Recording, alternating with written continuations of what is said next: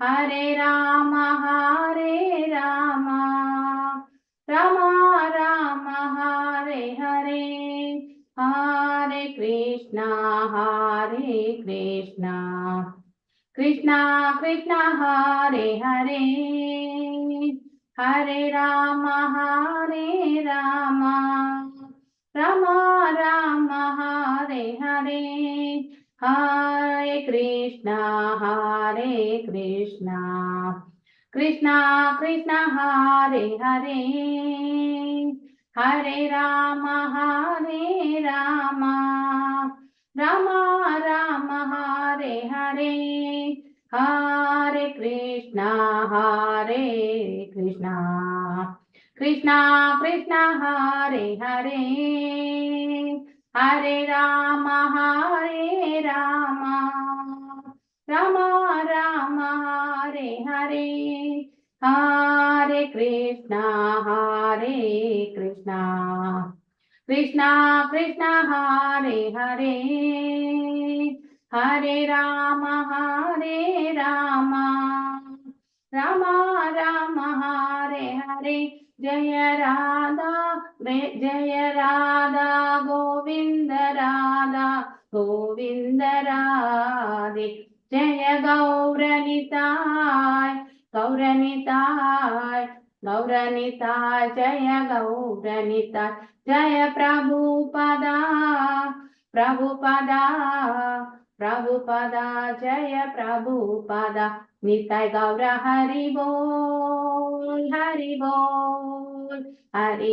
Nitai Gaura Hari Bol, Hari Bol, Nitai Gaura Hari Bol. Hare Krishna, Prabhuji. Hare Krishna to everyone. Hare Krishna. Hare Krishna. Thank you, Dhanya Dameshwari Mataji. Hare Krishna. Thank you. 1 second.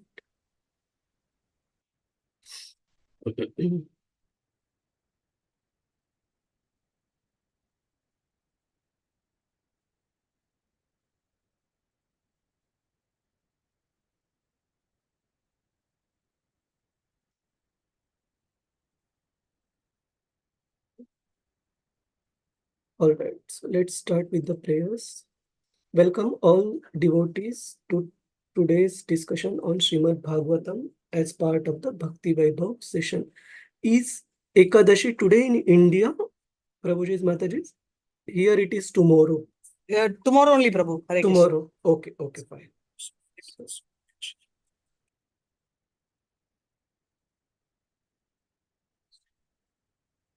Are you all able to view the screen? Yes, Prabhuji. Okay, let's start with the prayers. Om Namo Bhagavate Vasudevaya. Om Namo Bhagavate Vasudevaya. Om Namo Bhagavate Vasudevaya. Narayanam Namaskritya Naram Chaiva Narottamam Devim Saraswatim Vyasam Tato Jaya Mudiraye Nashtapraeshu Abhadreshu Nityam Bhagavata Sevaya Bhagavatir Uttama Shloke Bhaktir Bhavati Naishtaki Krishnaya Vasudevaya Devaki Nandanaya Cha Nanda Gopa Kumaraya Govindaya Namo Namaha. Om Ajnanatimirandhasya Jnananjana Shalakaya Chakshur Unmilitam Yena Tasmai Shri Gurave Namaha. Shri Chaitanya Manobhishtam Sthapitam Yena Bhutale Swayam Rupa Kadamayam Dadati Swapadantikam Vandeham Shri Guru Shri Yuta Padakamalam Shri Guru Vaishnavamscha Shri Rupam Sagarajata Sahagana Raghunathanvitam Tam Sajivam Sadvaitam Savadutam Parijana Sahitam Krishna Chaitanya Devam Shri Radha Krishna Padan Sahagana Lalita Shri Vishakhanvitamscha He Krishna Karuna Sindhu Deenabandhu Jagatpate Gopesha Gopika Kanta Shri Radha Kanta Namostute Tapta Kanchana Gaurangi Shri Radhe Vrindavaneshwari Vrishabhanu Sute Devi Pranamami Hari Priye Vamcha Kalpatarubhyascha Kripa Sindhubhya eva cha Patitanam Pavanebhyo Vaishnavebhyo Namo Namaha Nama Om Vishnu Padaya Krishna Pristhaya Bhutale Srimate Bhakti Vedanta Swamin iti namine Namaste Saraswate Devi Gauravani Pracharine Nirvishesha Shunyavadi Paschatya Desha Tarine Jaya Sri Krishna Chaitanya Prabhu Nityananda Shri Advaita Gadadhara Shivas Adi Gaura Bhakta Vrinda Hare Krishna Krishna Krishna Hare Hare Hare Rama Rama Rama Hare Hare Hare Krishna Prabhuji's Mataji's. We'll have a quick revision. Anybody recollects any of the points that we discussed last time? Hare Krishna. Devotees can raise their hands. Rasarangini Mataji, Hare Krishna. To make me the co-host, Prabhu. Yes, Hare yes, Krishna. I made you the co-host. Sorry, Prabhu. Any devotees would like to recollect any points from our last discussion? Hare Krishna Prabhuji, Dandavat Pranam. Hare Krishna Ananda Prada Mataji. Yes, Mataji. Prabhuji, we are discussing in the first verses the kingdom of the Maharaj Yudhishthir, and then Shaunaka Rishi asked how did the Maharaja Yudhishthir rule after the war, and then Sutta Goswami mentioned about that Kuru dynasty was exhausted, they were very angry, but then and then we were discussing about that, how the Yudhishthira was also enlightened by the Bhishma and the Lord. That was my understanding. Thank you, Ananda Prada Mataji. So, specifically, as Mataji mentioned, that the question by the sages of Naimisharanya led by Shaunaka Rishi to Sutta Goswami was, how did Maharaj Yudhishthir rule the kingdom now that he had got detailed instruction from Bhishma Dev before his departure? And specifically, the sages are very sure that Maharaj Yudhishthir, he did not enjoy the kingdom, enjoy being the king of the overall earthly kingdom, but he took it upon himself just as fulfillment of the will of the Lord in order to establish the dharma principles.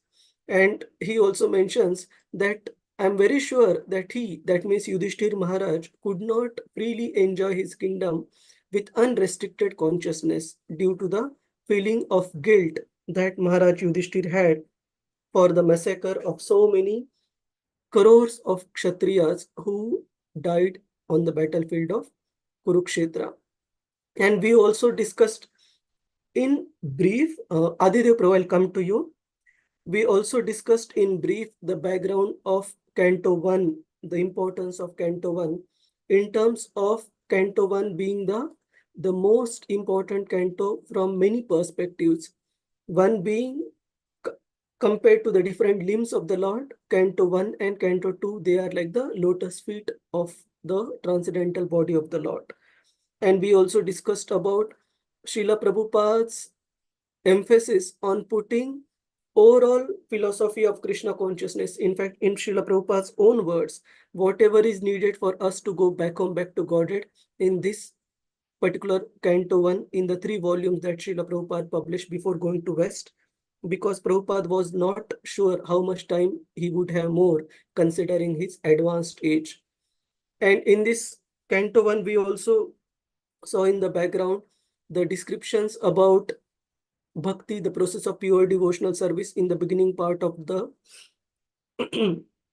canto, we discussed about the Bhakti, the devotees, the bhaktas, and the glory of Srimad Bhagavatam. In answer to the last question by the sages of Naimisharanya, Sutta Goswami describes the glories of Srimad Bhagavatam as the personal incarnation of the Lord in the book form after the departure of Lord Krishna from the earthly planet. And then we discussed about the history of Srimad Bhagavatam, got introduced to the main characters of Srimad Bhagavatam, including the author, including Sri Narada Muni, whose glorious appearance is there in every single canto in Srimad Bhagavatam. We also got introduced to the appearance of Maharaj Parikshit and other members of the Pandava family and the Kuru family overall.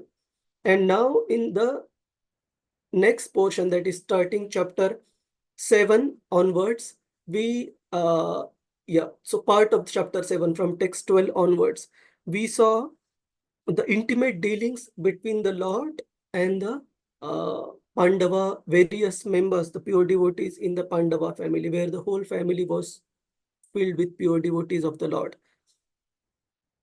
How Lord Krishna was supposed to go to Hastinapur right after the conclusion of the Kurukshetra war, at the end of the chapter 7 itself. But specifically, Lord Krishna stayed back in Hastinapur, firstly on the request of Uttara, then various prayers, beautiful prayers offered by Kunti Devi, and finally then at the insistence of Maharaj Yudhishthir, who was very sorrow to see Krishna go from Hastinapur. Lord Krishna stayed for a few more days just to pacify and give comfort and solace to Maharaj Yudhishthir and other members of the Pandava family. And in these particular chapters, chapter 10 and chapter 11, we would specifically have started on the very intimate dealings, intimate feelings of separation of these pure devotees when the Lord is about to leave from Hastinapur. As part of our discussion today, we'll specifically discuss about the details that are mentioned in Canto 1, chapter 10, about the feelings of separation experienced by various pure devotees, not just from the Pandava family, but even beyond Pandava family, including Gandhari, Dhritarashtra, and other ladies of Hastinapur, whose husbands, whose sons had died in the battlefield of Kurukshetra, and apparently their connection with the Lord was not direct, but still they had become so attached to Lord Krishna because of having heard about the Lord. So we will try and go a bit more into detail about these feelings of separation. Adidev Gopesh Prabhuji, Hare Krishna. Hare Krishna, Prabhuji, there are prompts. Dandavats Prabhuji. Yes, Prabhuji. Prabhu, I just remembered one more point that Yudhishthira Maharaj, he ruled based on the instructions given by Bhishma Deva and the Achyuta. instructions given by the Lord. So he followed both of those instructions while ruling the kingdom. Yes, thank you, Prabhuji. So in the third verse, we saw these words, Nishamya Bhishmoktam Atha Achyutoktam, that Yudhishthir Maharaj specifically ruled based on the instructions of Bhishma Dev and Lord Krishna himself. So now let's go back to the verse. So we'll start with text 4 onwards. Any devotees have any specific inputs or queries based on what we discussed last time? Prabhuji's, Mataji's. We discussed also about the governance structure of the modern selected elected governments versus the Vedic governance structure in the Vedic times, where the king was very, very qualified, well qualified, and being personally trained and monitored and guided by the qualified brahmanas. How such system resulted in the overall prosperity, which will be more discussed in more detail from text 4 onwards. How at the time of Maharaj Yudhishthir, and even we saw some of the other kings from the Vedic times, including in the morning Srimad Bhagavatam discussion, we covered about Maharaj Prithu, how the prosperity was there, not just in terms of material prosperity, but the kings also were responsible for spiritual upliftment of all the citizens. So we'll go into details for this as well. So let's go to text 4. Those devotees who want to chant verses can keep your hands raised. So we'll request devotees one by one. We'll start with text 4 onwards.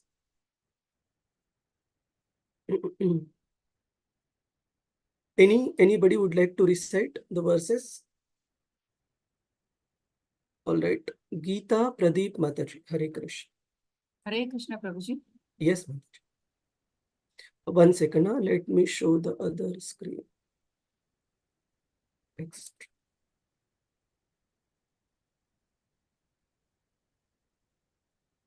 Yes, Mataji.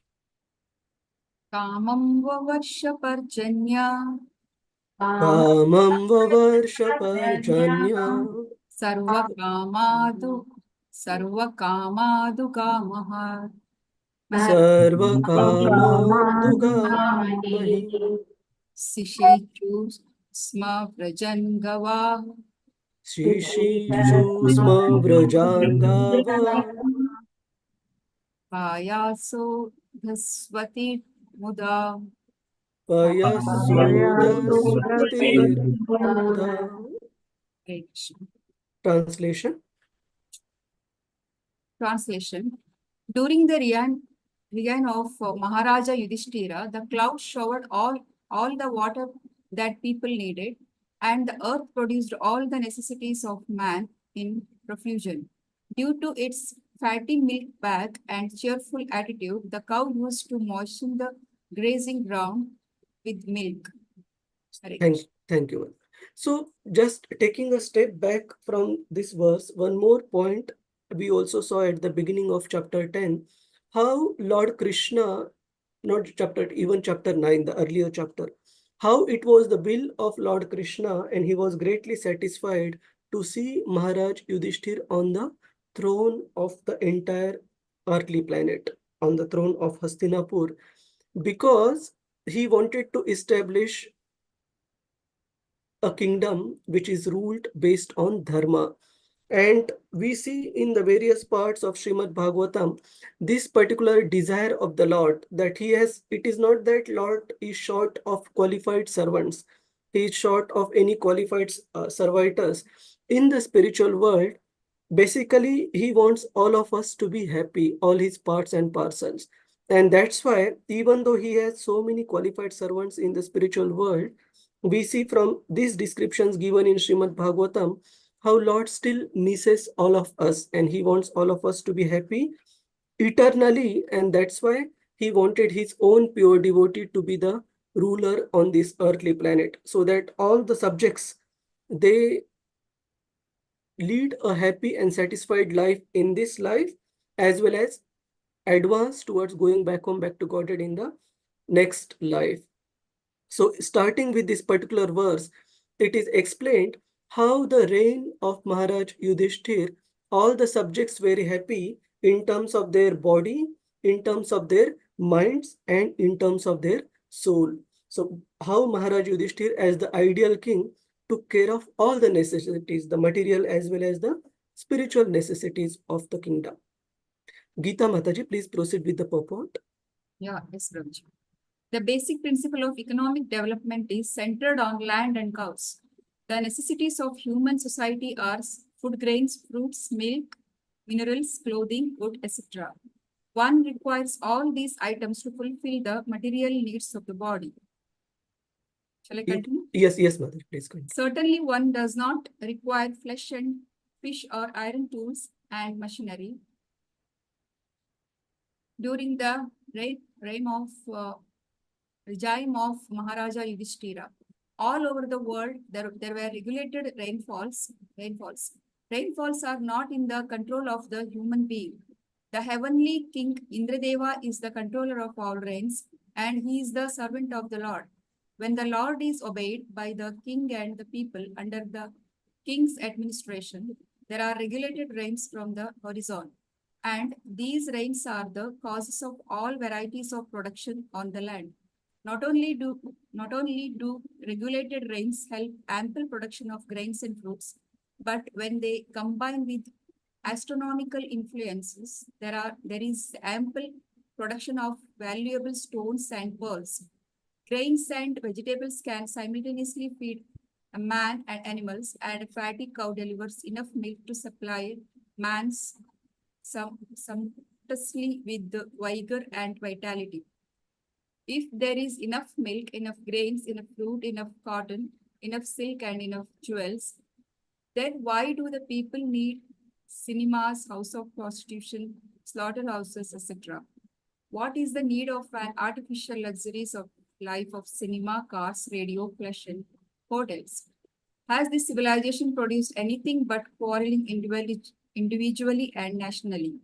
Has this civilization enhanced the cause of equality and fraternity by sending thousands of men into a hellish factory and the war fields at the whims of particular man? Thank you, Mataji. We'll take a pause here. So Srila Prabhupada is explaining how if the Vedic civilization where the cows are protected, as well as we see the other important aspects of Vedic civilization, including Brahmanas, and then we also read about women, old men, and children. If they are protected properly, natural prosperity will follow. And the scriptures are explaining that how we don't need a civilization based on advancement in industry and tool. Specifically, while Mataji was reading, I was contemplating the time when Srila Prabhupada wrote this particular purport. Srila Prabhupada wrote before going to US. That means probably around early 60s, because 1965, August, Srila Prabhupada departed for the US from India. So at that particular time, we see after Indian independence, without going into the details of the specific persons, but the first Prime Minister of India, he did mention that in the industries are the temples of modern civilization, something of this effect. So that particular personality, who happened to be a very influential person, one of the most influential persons in the country at that particular time, stressed the industrialization of the country, and how Srila Prabhupada seems to be referring to that particular point in contrast to the Vedic civilization of prosperity, which is based on the protection of the cows, explaining that when nature is providing sumptuously the grains, food grains, milk, vegetables, and all other necessities of life, including regulated rainfalls, then we don't really need the civilization of cinemas, houses of prostitution, slaughterhouses, and so on and so forth, because this can never give humanity the peace and even prosperity. And as part of our today's discussion, we will practically see how the modern so-called civilization, with even trillion-dollar industries that currently exist in the Western world, how all that has given to the mankind is a restless, anxious mind with worry and anxiety for the future, for tomorrow. And we will see some practical examples that how whatever scripture is saying, we can practically observe in our own life. So we proceed. We'll directly go to the next part, Mataji. Thus, mother material nature. Yes, Prabhuji. Thus, mother material nature has enough foodstuff both for animals and for man. By the grace of the Father Almighty, Sri Krishna, the human being is the elder brother of all other living beings. He is endowed with intelligence more powerful than animals for realizing the force of nature and the indications of the Almighty Father. Human civilization should depend on the production of material nature without artificially attempting economic development to turn the world into a chaos of artificial greed and power only for the purpose of artificial luxuries and sense gratification. This is but the life of dogs and hogs. Thank you, Mataji. So Srila Prabhupada's purport to these verses are very powerful. He writes here, human civilization should depend on the production of material nature without artificially attempting economic development to turn the world into chaos of artificial greed and power.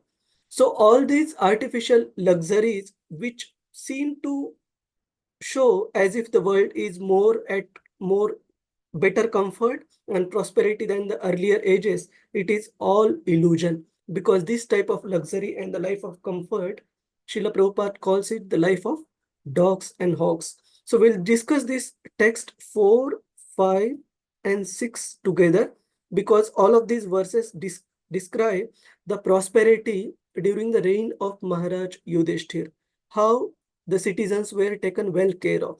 So this particular verse describes the prosperity in terms of the material necessities of life. The food, grains, fruits, vegetables, everything was available in profuse quantity during the reign. We'll proceed. Ishwari Murari Priya Mataji Jagadananda Prabhu, Hare Krishna. Hare Krishna. Yes, Mataji. Next one.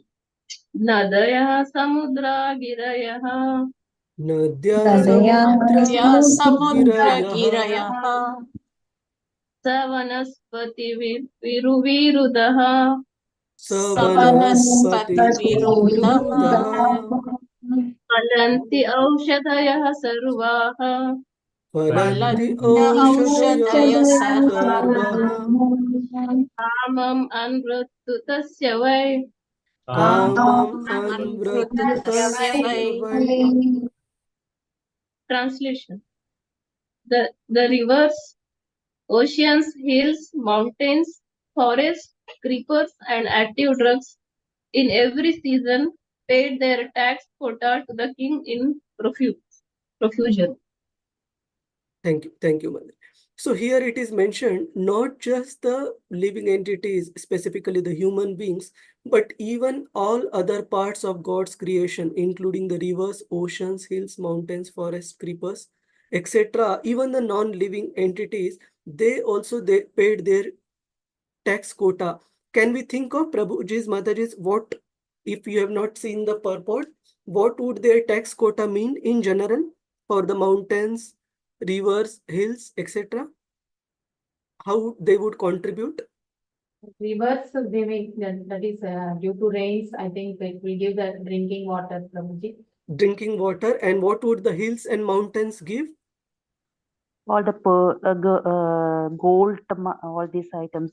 Yes, the valuable jewels, stones, gold, minerals, Minerals.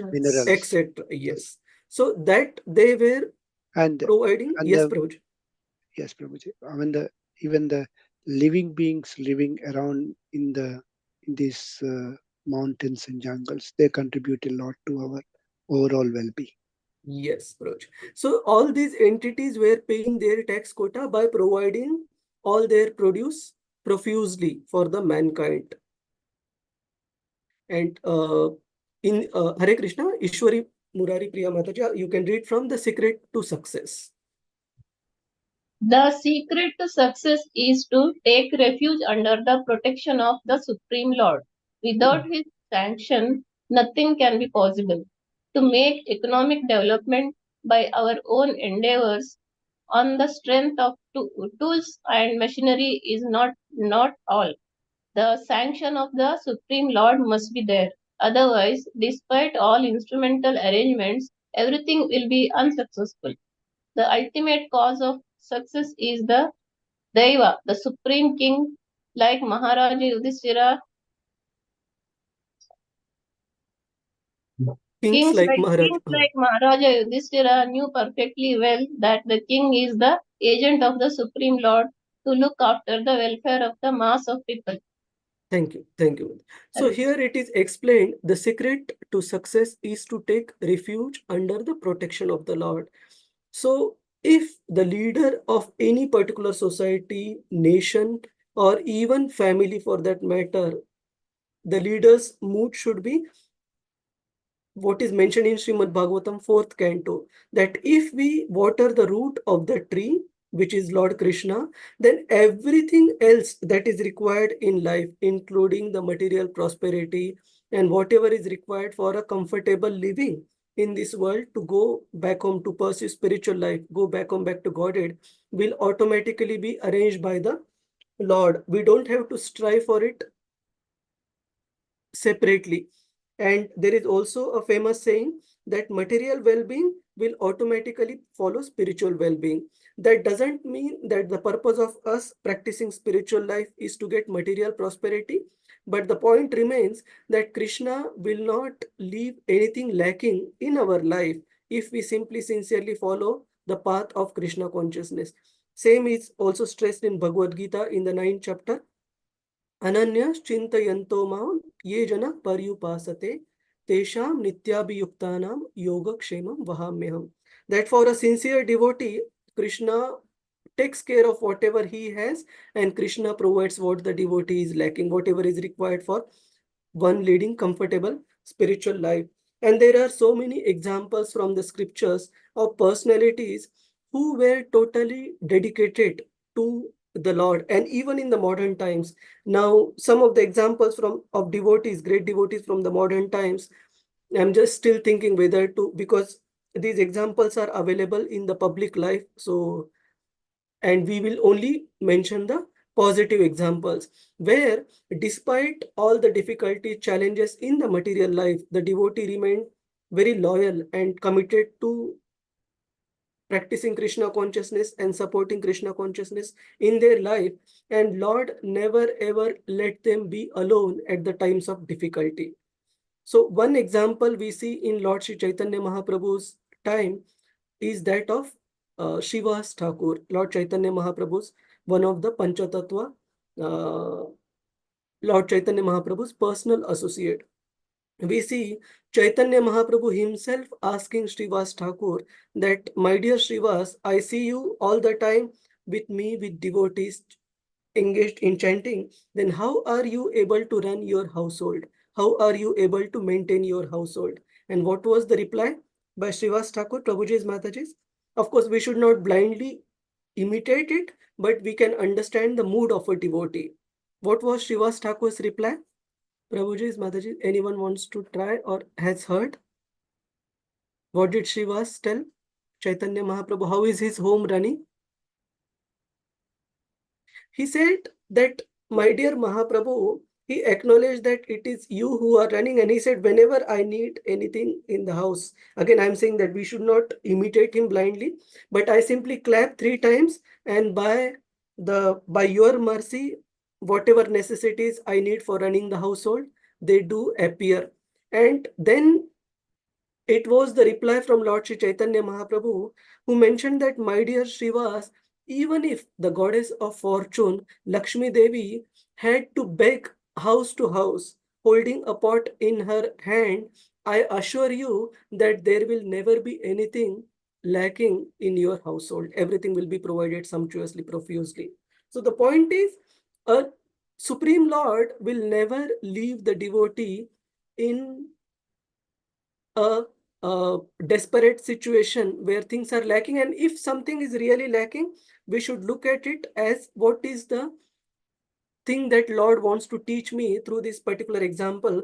Probably, even if I consider that as a necessity, it might be that Lord feels that it will hamper my devotional progress. So if something is not available for a ABC reason, devotee takes it as the will of the Lord. And like we see in the case of Pandavas, we see that Maharaj Yudhishthir specifically was tested earlier by the Lord by taking everything away from him, including the kingdom, including even putting his own wife's dignity at stake. But Maharaj Yudhishthir and the Pandavas still remained loyal to the Lord. Imagine the situation when Pandavas were serving the exile in the forest. Durvasa Muni visiting with all 60,000 of his disciples. How tense the situation would have been for Maharaj Yudhishthir and the Pandavas. But even at that particular point in time, it is not that Yudhishthir Maharaj lost his balance or lost his faith on the Lord. The Pandavas remained even so dedicated and surrendered to the will of the Lord. And now we see Lord Krishna is testing Yudhishthir Maharaj by giving him everything, even when Maharaj Yudhishthir is totally unwilling to accept the throne of the entire kingdom. So it is said, when we are in difficulty, our integrity, our patience is tested, and when we are in success, then one's pride gets tested. So, and we see Maharaj Yudhishthir, he is clearing both these tests given by the Lord in flying colors. Actually, on one of the slide, I had also mentioned about Srila Prabhupada. I'm just trying to see where was it. Yeah, so it will come. We also see in the life of Srila Prabhupada how Srila Prabhupada was also tested by Lord Krishna for almost close to 40 years, from 1922 onwards, when Prabhupada got instruction from his spiritual master to preach Krishna consciousness in English to one after another. Srila Prabhupada first trying to fulfill his family responsibilities, then tried to establish mission of preaching Krishna consciousness in terms of League of Devotees in Jhansi, to so many unsuccessful attempts until he got the ticket to go to US from Sumati Morarji of East India Steamship Company. We see that one after another, Srila Prabhupada kept on facing reversals in terms of not having material support, in terms of whatever his mere belongings, which he had after he went to US, some of that in terms of typewriter, etc., getting stolen. Srila Prabhupada never lost his faith on the Lord or never doubted the will of the Lord. He always looked at it in terms of, what does the Lord want me to serve him in this particular circumstance? How does the Lord want me to serve him in these particular circumstances?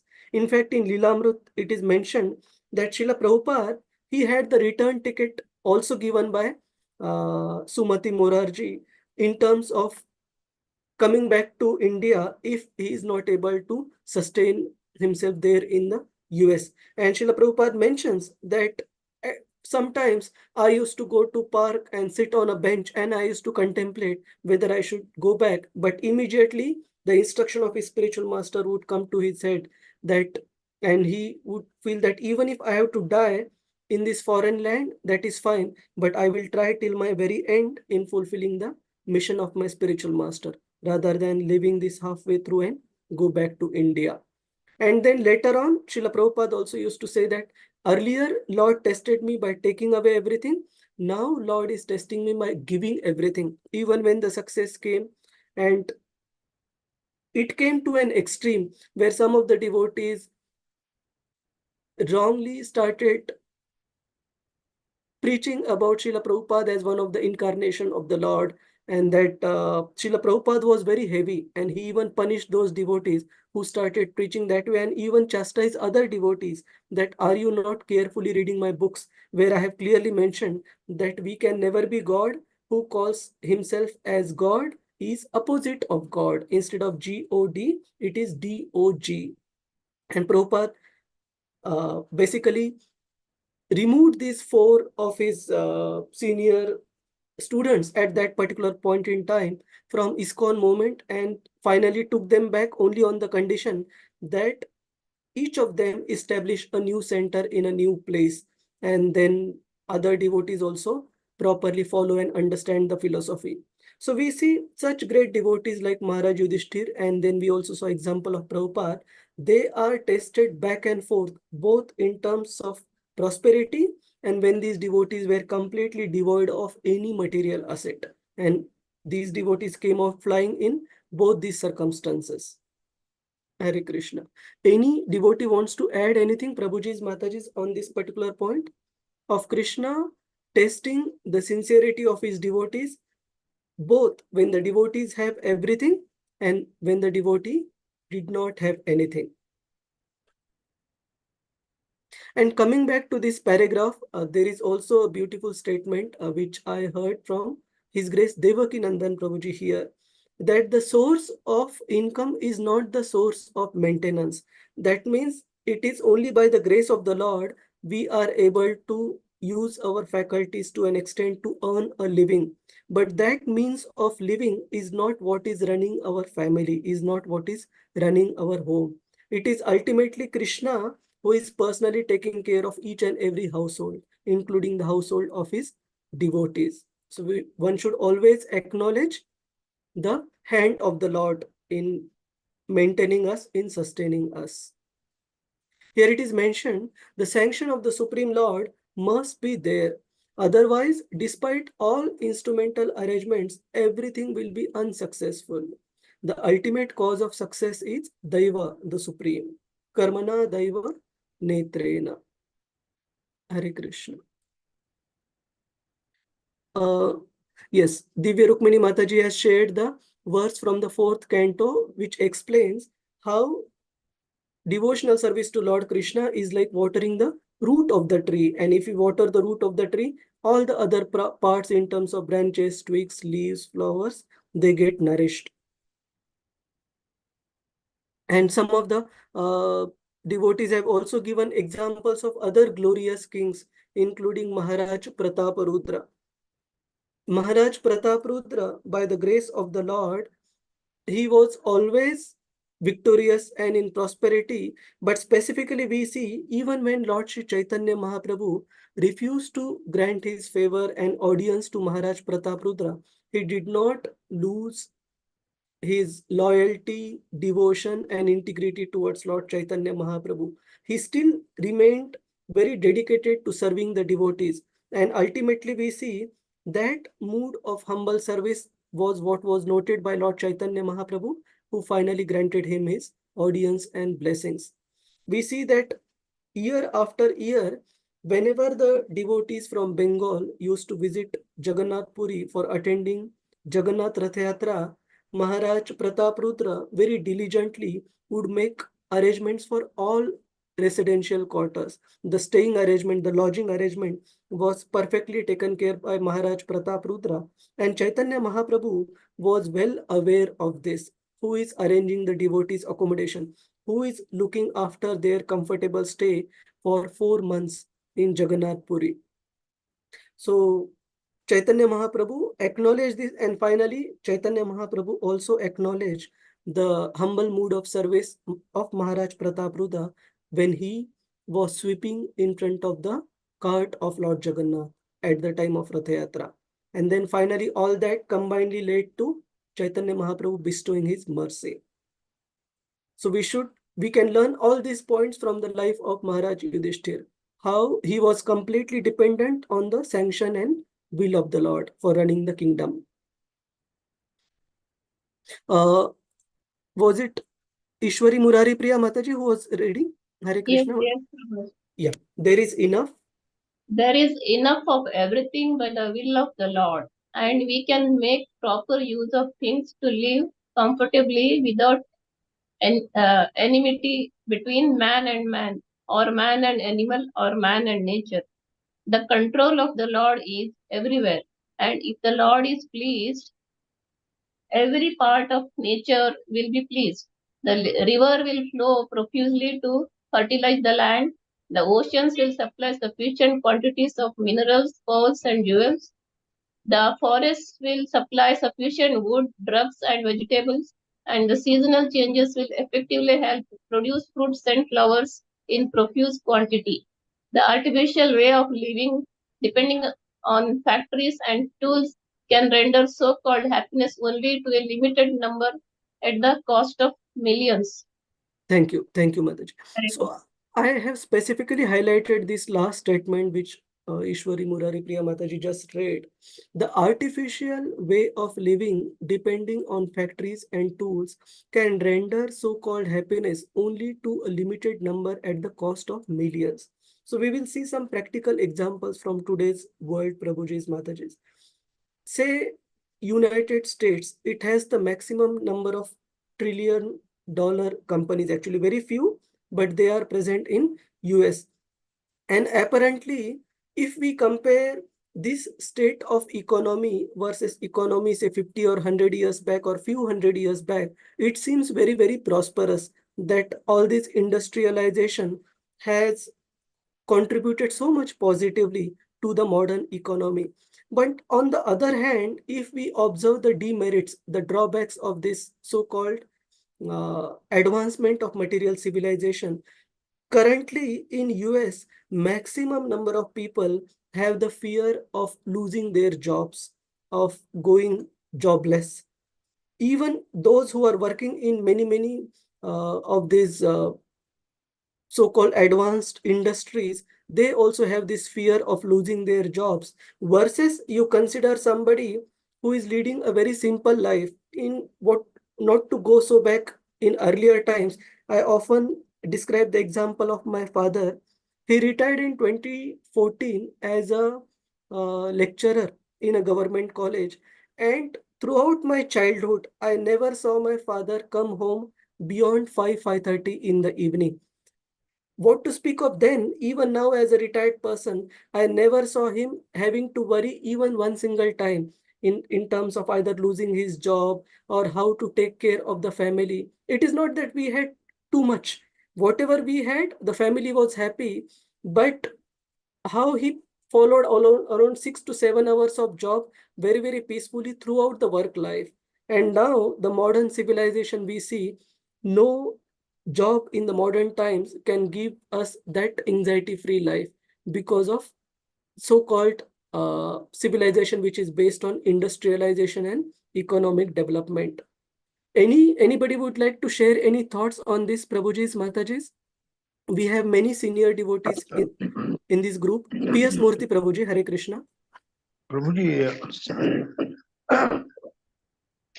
Hare Krishna, Prabhuji. Hare Krishna. Yes, Prabhuji. Besides this, Prabhuji, the drug addiction is pretty high, very high. The streets of Philadelphia are full of drug addiction. I mean, this is a rampant problem and an effect of industrialization very fast. And this is hampering a lot of humanity. Yes, Prabhuji. And I will just give you one more real life example from a very contemporary life, that how the so-called modern advancement is still leading to lot of anxiety, even in educated class. I had one of my colleague in earlier bank here in Singapore where I was working, and this person is working at a very good position in the role of a vice president in an investment bank here. And the wife back in India was a class 1 officer, and they have only one child, one daughter. And this couple, basically they were still in anxiety whether this person goes back to India, whether they would have enough to take care of the daughter. And finally they decided to bring the family here. Wife left her class 1 officer job in India. I was thinking that if a person of this particular position and spouse being a class 1 officer working with government of Maharashtra, the state government, if they have anxiety in raising one single child, then does it mean that those who are working at a lower position, say in a clerical position and all, they should not have children at all? Not at all. It is not that the material resources are lacking. It is probably the outlook towards life, that rather than considering what would fulfill the will of the Lord, one is considering so much of material necessities and material security that even after having all this, still one is in anxiety, and that too while taking care of one particular child. Imagine so many modern families we see, husband, wife both working very hard, but they are very afraid to have even second or third child. Why? Because the so-called advancement of material civilization, it is based on such a fragile platform that one is never sure what is enough to lead a happy family life. Hare Krishna. This corporate world is so competitive, Prabhuji. Yeah, one cannot think of stability also, right? Yeah, and mainly because the necessities have also evolved. Like what was not at all required in our childhood, in household that was run by our parents, it has become like a critical necessity in today's life. And because of these necessities, how much ever effort people are spending, it is still not enough. Hare Hare Krishna, Krishna. Prabhuji. Couple of Yes, points I want to just yes, Murli Prabhu. Prabhuji, this development which we are talking about, and the resources which we use for our laptops, the phones, and all those things, all of them get spoiled within 3 years or 5 years. Then we are creating so much of additional junk, which is really, which is really, you know, it's really harming everything. So I think one of the key things is, as the devotees, we should also look upon ourselves and say the question: how much is do I need? How much is what is needed? And then try to limit ourselves. Then that would be the first step, because we are in a relative world. $1 trillion economy has no meaning to me, because the dollar itself is a valuation of relativity, not absolute. Relativity is true. Yes. It's Eh? true. So on the philosophical aspect of it, it really doesn't make sense to think about $1 trillion or even gazillion dollars. Look at Saudi Arabia, so much of wealth, but there is no prosperity. That's the way it is. And if you go to Africa, there is so much of natural resources, but I could see so much of happiness in the minds of the Happiness. people. True. Yeah, it's different. But we have to start it at our end, asking the question, do I need it? Yeah. It's very important point. In fact, as Murli Prabhu just mentioned, in the World Happiness Index, some of the countries which are at the top, they are not the countries who are so-called prosperous based on material prosperity level. But still, people are relatively happy and content with whatever simple life they have compared to the modern civilizations. So probably we'll have one more devotee. Ajit Prabhu, you wanted to share something? You had raised your hand, Prabhuji. Or Of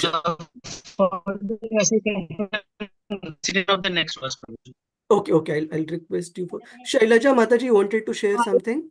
Yes, thank you for this opportunity. So I just want to say that even Srila Prabhupada stressed so much on accepting this blind civilization to be heading in a wrong direction altogether. And this so-called civilization or modernization or the technology advancement and the economic development will not really add on anything to the human life. Because the base purpose itself is all different, altogether it is different, but we're heading in a different direction again. And hence, when he started with the new Vrindavan, the concept was all about bringing back people to the natural norms. Live very simple life, live humble, and then live with the minimal necessities that is required only to sustain your body. And then focus rest of your time and then your energy and then the other resources available for your spiritual development. And then that would mark one's life to be complete. But then if we actually think about, we all have been here in the field.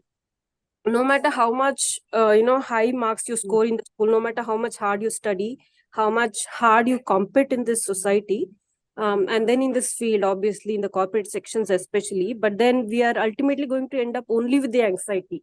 Even you become a CEO, you become whatsoever in terms of your position or in terms of your salary, but then we are not going to live a peaceful life. And then it is still, even if the economy will develop, but then we will not actually touch upon our basic goal of life. And then I think we will end up completing this 100 years of a human life only in terms of economic development with no peace still. And then there is no point, there is not even a matter of touching on the spiritual, which does not add any value to the human life.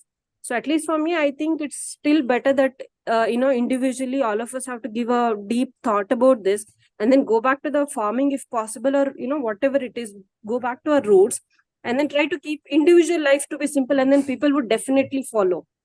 Like just do simple things that we can save some time, give to spirituality, so that we are living peacefully, and we have sufficient amount of a food on our plate to eat. And then even if we are training our children to be in the same rat race, and that is going to be the same case with them as well, with enhanced competition. So I think it's a high time that we all have to individually get back to our roots. Thank you, Shailaja Mataji. And I will just read one last comment here by Anand Vilas Prabhu. They have opened big companies or organization, but now the youths are addicted to intoxication and not interested in studies. That's why they are calling Indian youth there, and we see mostly Indians are working. Yes. So, and this I have also observed in the Western countries, the youths are one of the most spoiled lot. When I was in UK, I was thinking that how come English people ruled over India for 150 years when their youths are completely spoiled now. And if this technology force, which is expat population, is out, not even a day the country would run properly. So, And living in the West for such a long time, Prabhuji, there is something which I have also observed. I mean, like in all societies, yeah, there are youth who are very committed and we are very hardworking and very, what you can say is that faithful to everything which they do. And there are youth who are in the opposite direction. Yeah. But what I have seen it is compared to the previous generations, right. especially the generations of the World War II, post World War II, and to the current, there's a sense of feeling that we have enough resources and we should not be working too hard on the material side. And that is what is, but I'm not sure whether many of them take drugs, because here I just see that, like for example, cigarette packet costs about 30 euros one packet. So similarly, the alcohol is also expensive. So people are not that addicted, but it's just that slowly realization is there. Change. Thank you, Prabhu. So we'll proceed now, Prabhuji's, Mataji's, because we have some portions to cover. Ajit Prabhu, for now you can directly start with the translation. I will ask you to recite the verse next one. Okay? Okay, Prabhuji, Hare Krishna. Hare Krishna. Because of the kings having no enemy, the living beings were not at any time disturbed by mental agonies, diseases, or excessive heat or cold. Purport? Purport also, Prabhuji? Yeah. Okay. To be non-violent to human beings and to be a killer or enemy of the poor animals in Sanatan's philosophy. It's Satan's philosophy. At the time of Maharaj Yudhishthira. Okay, Saturn's philosophy, yes. At the time of Maharaj Yudhishthira, there were no different nations, although there were different subordinate states. The whole world was united, and the supreme head, being a trained king like Yudhishthira, kept all the inhabitants free from anxiety, disease, and excessive heat and cold. They were not only economically well-to-do, but also physically fit and undisturbed by supernatural power, by enmity from other living beings, and by disturbance of bodily and mental agonies. Thank you, Prabhu. So in the last verses, we saw how the human population was leading a prosperous life with all the nature's entities providing profusely. And here in this verse, Bhagavatam explains that even the non-human entities in terms of animals, etc., they were also free of anxiety. They were also well protected. And Prabhupada starts the purport with a very striking statement. To be non-violent to human beings and to be a killer or enemy of the poor animals is Satan's philosophy. So I often give the example of a very famous organization for the protection of the animal rights, which is headquartered in UK. They propagate protection, giving protection to the animals and all, but 99.99% members of the organization itself, they consume meat and the meat products. Then there is no meaning to the so-called protection. We are talking about some set of animals. So it cannot happen that as far as my food is concerned, non-vegetarian food is concerned, don't question me, but then I will advocate protection for a certain set of animals, then that philosophy is very, it's not a foolproof philosophy. Srila Prabhupada mentions it is Satan's philosophy. So during the time of Maharaj Yudhishthir, as we will also see as we proceed in first canto of Srimad Bhagavatam, the grandson of Maharaj Yudhishthir, Maharaj Parikshit, when he saw the earth in the form of a cow, in the form of the bull, and the religion in the form of the bull being harmed by Kali Purusha in the form of a black man, where the 3 feet of all the 3 feet of the bull were cut and the bull was standing on only 1 foot.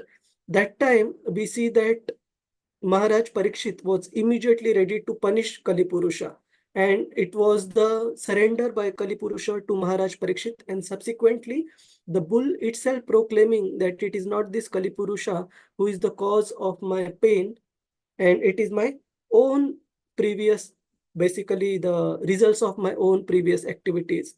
So then only Maharaj Parikshit, he basically pardoned the Kali Purusha and accommodating him within the kingdom. So we see that at the time of such great kings, even the animals, we also see the glorious example of Maharaj Shibi offering protection to an insignificant pigeon, which was being chased by a hawk, to the extent that Maharaj Shibi was even ready to give up his own life in exchange for this pigeon, just so that the pigeon is protected and the hawk, as the citizen of the king, is also satisfied by having food. So the kings would go to that great an extent to protect each and every living entity, whether human or otherwise. Yes, Ajit Prabhu, Hare Krishna. Hare Krishna, Prabhu. Because the king was pious and obedient to the Lord and sages, because he was no one's enemy, and because he was a recognized agent of the Lord and therefore protected by him, all the citizens under the king's protection were, so to speak, directly protected by the Lord and his authorized agents. Unless one is pious and recognized by the Lord, he cannot make others happy who are under his care. There is full cooperation between man and God and man and nature. And this conscious cooperation between man and God and man and nature, as exemplified by King Yudhishthira, can bring about happiness, peace, and prosperity in the world. The attitude of exploiting one another, the custom of the day, will only bring misery. Thank you. Thank you, Prabhu. So here Bhagavatam is explaining that if we are in any position of leadership, either in the family or in any other place, we can only bring happiness and satisfaction to our dependents if we look at them in relation to they being the children of God. Here it is mentioned, there is full cooperation between man and God and man and nature. And this conscious cooperation between man and God and man and nature, as exemplified by King Yudhishthir, can bring about happiness, peace, prosperity, and so on in the world. So that means that if we look at our family members, that my wife, before she being my wife, she is the child of Krishna. My own child, before being my own child, he or she is the child of Krishna. And it is my responsibility to take care of them in their Krishna consciousness, so that it is my duty and basically responsibility that has been given by the Lord. Then only we will be able to bring peace and happiness in our own domain, whatever we are taking care, either our family, our team. If we consider them as the source of enjoyment, as the source of exploitation for our own enjoyment, then it will never be able to lead to satisfaction and happiness. It will simply bring misery only. Let me quickly go back to the slides, Prabhuji. Yeah. Here, Srila Prabhupada's striking statement, unless one is pious and recognized by the Lord, he cannot make others happy who are under his care. So this is very important for running our own family as well. We have to be very careful. taking care of them. So this brings to a conclusion this particular small section, Prabhuji's Mataji, which described how the subjects of Maharaj Yudhishthir, including the humans and non-humans, not only were their material necessities taken care of, but even mental anxiety and all, they were completely protected from it. They were not in anxiety. They were leading a life of peace, prosperity, and satisfaction because of the rule of religion by Maharaj Yudhishthira. Now comes the very important part of the chapter where the feelings of intense feelings of separation experienced by different members of the Kuru dynasty when Lord Krishna was just about to depart from Hastinapur are being described. So now the members of the Pandava dynasty, not just Pandava dynasty, from the Kuru dynasty, they overall assemble to see of Lord Krishna when he's about to depart. So Ajit Prabhu, you want to recite the verse? 1 second, let me show the Sanskrit.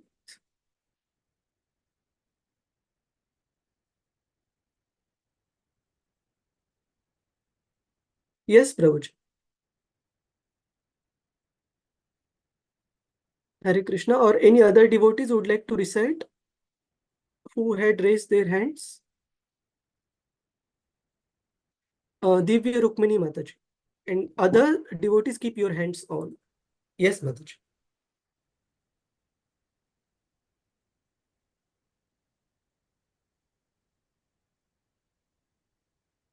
Divya Rukmini Mataji, you are on mute. Prabhu? Now we can hear you. Hare Krishna Prabhu, can you hear me? Yes, Mataji, please go ahead. Om Namo Bhagavate Vasudevaya Ushitva Hastinapure Ushitva Hastinapure Masan Katipayan Hari Masan Katipayan Hari Suhradam Cha Vishokaya Suhridam Cha Vishokaya Prasutya Priya Kamyaya Svasucha Priyakamyaya. Translation. Sri Hari, Lord Sri Krishna, resided at Hastinapura for a few months to pacify his relatives and please his own sister, Subhadra. Thank you. We will read some of these verses and then we discuss together. 1 second. So here it is explained that, as we mentioned a while ago, that Lord Krishna was supposed to depart for Dwarka immediately after the war was concluded, but it was specifically first to address the prayers by Uttara, then to reciprocate with his aunt Kunti Devi, and then to pacify the aggrieved Maharaj Yudhishthir, who requested the Lord to stay for further some time. It is explained how Lord extended his stay in Hastinapur just to pacify all his devotees, including his own sister Subhadra, whose son Abhimanyu was killed in the battlefield of Kurukshetra at a very, very young age. It is explained here, Abhimanyu was just married. So he had young wife to take care and he left behind the young wife Uttara along with the child within the womb of the Uttara before he departed. And the Lord, it is explained, the Lord is always pleased to satisfy his devotees in any capacity. That means the most important priority for Lord Shri Krishna is to reciprocate with his pure devotees in a way so that they are completely satisfied. And we see different examples in the scriptures. How does Lord reciprocate with his pure devotees? Like in the case of Pandavas, we see Lord Krishna reciprocated with them by giving them ample time and association, staying in Hastinapur for months together, even after the battle of Kurukshetra was over. Primarily, one more point I forgot why Krishna stayed. It was also to give audience to his pure devotee Bhishma Dev. So Krishna spent months together with the Pandava and the Kuru's family just to pacify and make all his pure devotees there happy. But there are other mentions in the scriptures of other pure devotees, say in case of Prachetas. We see Prachetas, they learning the process of pure devotional service. Their description comes in 4th canto, Lord Shiva being pleased with their uh, concerted effort to achieve the blessings, grace of Lord Vishnu, and Lord Shiva personally teaches them the prayers of Rudragit. And finally, when Lord Vishnu appears before the Prachetas, he appears for a very short period of time. But still, we see that the Prachetas, they do achieve the goal of life and they become completely satisfied by getting the darshan of the Lord, even for that short duration. We see in case of Narada Muni in his life history, which we studied few chapters back, that in that particular life as the son of a maid servant, when Narada Muni gets the darshan of the Lord, basically when the darshan of the Lord within his heart stops and Narada Muni being disturbed, he opens his eyes, he sees the same Lord, Garbhodakshay Vishnu, being present before him, even outside what he was observing within his heart. But it is explained that the Lord's darshan remains in front of Narada, the boy, only for few moments. And then when Narada Muni tries the whole process again to again get the darshan of the Lord, Narada Muni is not successful in that. And then Lord answers to Narada Muni's basically his unrest by saying that, my dear boy, in this life, whatever darshan you have got few moments back, that will be the only darshan. And in this life, you continue with the process what you have learned from the Bhakti Vedantas, and at the end, you will achieve a spiritual body, you will achieve my association for ever. And Narad Muni is completely satisfied again and continues with his process of devotional service.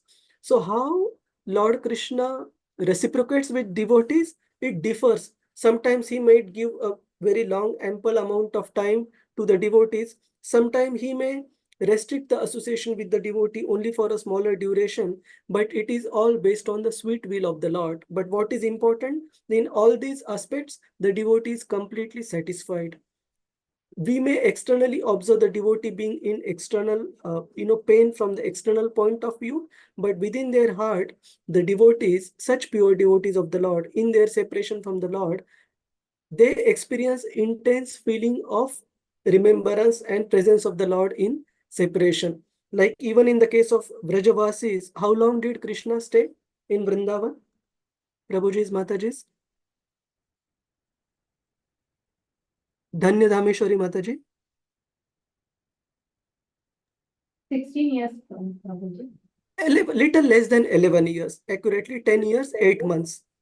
Just few months before Krishna turned 11, he returned to Mathura. Actually, he came to Mathura apparently just on Kamsa's invitation, but later on from the external point of view, he did not return to Vrindavan. But those 10 years and 8 months period for the Brajavasis, it was sufficient to remember Krishna constantly. And it is explained that by their intense remembrance, they were experiencing presence of Krishna at every moment through that remembrance. So this is the way Lord Krishna reciprocates with his pure devotees by giving them as per his sweet will. Whether externally it might seem a very long period of time like he gave to the Pandavas, or a very short duration of time like he gave his audience to Narada or Prachetas, or in between like he gave to the Brajavasis. And the Lord is always pleased to satisfy his devotees in any capacity. So that satisfaction need not be based on our understanding, but based on how Lord wants to reciprocate with that devotee.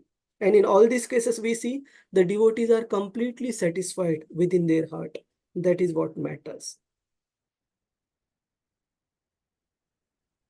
So then the next set of verses, they talk about the feelings of separation that are experienced by the different members of the Kuru dynasty, and Srila Prabhupada's explanation on how as a sadhaka we can take our lessons from it. So we will quickly go through this. Prema Priya Mataji, can you read only English? I will ask you to recite verse later on. Yes, Prabhuji. Hare Krishna, Prabhuji. Yeah. Hare Krishna. Yeah. Translation onwards. Yeah. Afterwards, when the Lord asked permission to depart, and the king gave it, the Lord offered his respects to Maharaja Yudhishthira by bowing down at his feet, and the king embraced him. After this, the Lord, being embraced by others and receiving their obeisances, got into his chariot. I'll continue, Prabhuji. Yes. Only the highlighted part. You can start from the beginning, Mataji. Yeah. But Maharaja Yudhishthira was the elder cousin of Lord Krishna, and therefore, while departing from him, the Lord bowed down at the king's feet. Then embraced him as a younger brother, although the king knew perfectly well that Krishna is the supreme personality of Godhead. The Lord takes pleasure when some of his devotees accept him as less important in terms of love. No one is greater than or equal to the Lord, yet he takes pleasure in being treated as younger than his devotees. These are all transcendental pastimes of the Lord. Thank you, Mataji. So here the important statement is the Lord takes pleasure when some of his devotees accept him as less important in terms of love. So in different incidents in Srimad Bhagavatam, we see different personalities considering Krishna as less important. Here, Yudhishthir Maharaj is accepting the respects that are shown by Lord Krishna, knowing very well that Krishna is the supreme personality of Godhead. But Yudhishthir Maharaj is accepting these, acknowledging these respects only because of Krishna's will, because Krishna is acting as his younger brother. And similarly, in the subsequent part of this chapter, we will see how the contemporaries of the Lord, like Bhima and Arjuna, they embrace the Lord, and how the youngest, those who were younger to the Lord, like Nakula and Sahadev, they offer their own respects to Lord Krishna. So the Lord takes pleasure whenever his devotees, out of pure love, they accept Lord Krishna as someone who is less important or younger than them or junior than them in terms of position. We also see that Kunti Devi, it is explained in that particular section of Kunti Devi offering the prayers. She mentions that apparently you are my nephew and you offer me respects and all, but you still remain the supreme personality of Godhead. So Lord, in the form of acting as a human being, was behaving exactly like an ideal human being by offering his respect to the superiors and accepting respect from the juniors and accepting love and affection from the equal contemporaries. But however, on the other hand, the demoniac persons, can we think of any demoniac person who considered Krishna as less important, as insignificant? There are many. Kamsa, Prabhuji. Kamsa, yes, Kamsa. Who else? Shishupal. Shishupal, yes. Shishupal's example is very famous because he was mainly driven by envy towards the Lord. That when Lord Krishna was being praised and given the position of the most important person in the assembly in the Rajasuya sacrifice, Shishupal was practically mad because he had unique justification to justify how different extraordinary pastimes that were displayed by Lord Krishna, they were in fact ordinary, and it was the faulty vision of the ordinary persons because of which they were considering Krishna to be extraordinary. So that was the intelligence that was given by Lord Krishna based on Shishupal's own consciousness, based on his own desire to be envious towards the Lord. And so both these personalities, these demoniac personalities, also consider Krishna to be less important, but the devotees' consideration of Krishna to be less important is out of their sheer love, pure love towards the Lord, like Nanda Maharaj, Yashoda Mai, giving menial task to Lord Krishna as the baby, as the child, as their own child. So that was driven by their pure love, whereas the treatment given by the demoniac personalities like Shishupal or Zarasandha, not even acknowledging Lord Krishna as a Kshatriya. So all these considerations of giving less importance to the Lord by the demons, they were basically based on their envy, their hatred towards the Lord. We come back to the slides. Hiranyakashipu also. Hiranyakashipu, yes. Hiranyakashipu, basically, he was fully convinced that Vishnu does not stand a chance in front of his own might, in front of his own strength. There is, of course, a difference in the qualities. This, have we read it? 1 second. No, this is in the next verse. So probably we go through that verse. Prema Priya Mataji, please continue. Translation for, okay, this verse is important. So we will recite the Can I read verse. the verse, Prabhuji? Yes, yes, Mataji. Subhadra Draupadi Kunti Subhadra Draupadi Kunti Virata Tanaya Tatha Virata Tanaya Tatha Gandhari Dhritarashtra Cha Gandhari Dhritarashtrascha Yuyutsur Gautamu Yuyutsur Gautamu Yuyutsur Gautamo Yamo Rugodarascha Dhaumyascha Vrikodharascha Dhaumyascha Yo Vatsya Sudadayah Triyo Na Sehire Vibuhyanto Nasehi Vibuhyanto Viraham Sharangadhanvanah. Viraham Sharangadhanvanah. Yes, translation. Translation. At that time, Subhadra, Draupadi, Kunti, Uttara, Gandhari, Dhritarashtra, Yuyutsu, Kripacharya, Nakula, Sahadeva, Bhimasena, Dhaumya, and Satyavati all nearly fainted because it was impossible for them to bear separation from Lord Krishna. Thank you. Thank you. So here the word that is used in Bhagavatam is na sehire vimu yanto. They were almost on the verge of fainting because of imminent separation from Lord Krishna. Viraham saranga dhanvanaha. In viraha, in separation from that particular personality who holds the saranga bow in his hands. So what is special with all these personalities? Why they were feeling so much separation from Lord Krishna, almost on the being of fainting, is they had experienced the association and personal interactions, as will be explained in the next pair of verses. What all different interactions were experienced by these personalities, including Draupadi, Subhadra, Kunti Devi, Uttara, and so on and so forth. Even the members of the Pandavas like Nakula, Sahadev, Bhimasen, Dhaumya Rishi, who was the priest of the Pandavas, Satyavati, and so on and so forth.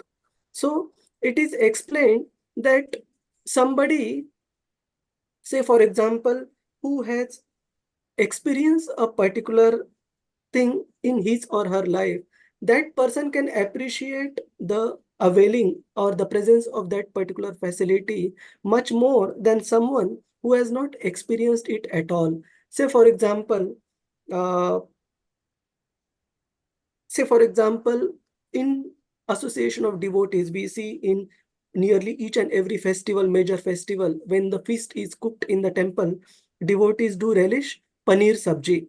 At least in my case, I had not experienced or known paneer much before coming in touch with devotees.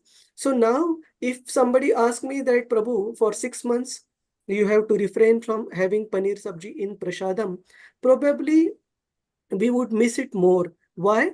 Because we have experienced it many times in the association of devotees. We have had experience of tasting how a paneer sabji, especially when it is offered to Lord Krishna, how nice it tastes.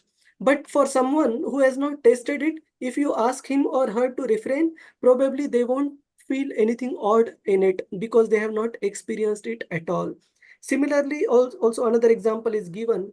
Say, son of a very affluent, wealthy person who has throughout his life led a life of luxury. If you ask such a child from an affluent family to stay in a very humble circumstances, say in a thatched hut, it will be a nightmare for them. Even one single day will be like Yugaitam Nimeshena, that it will be like a long period of time.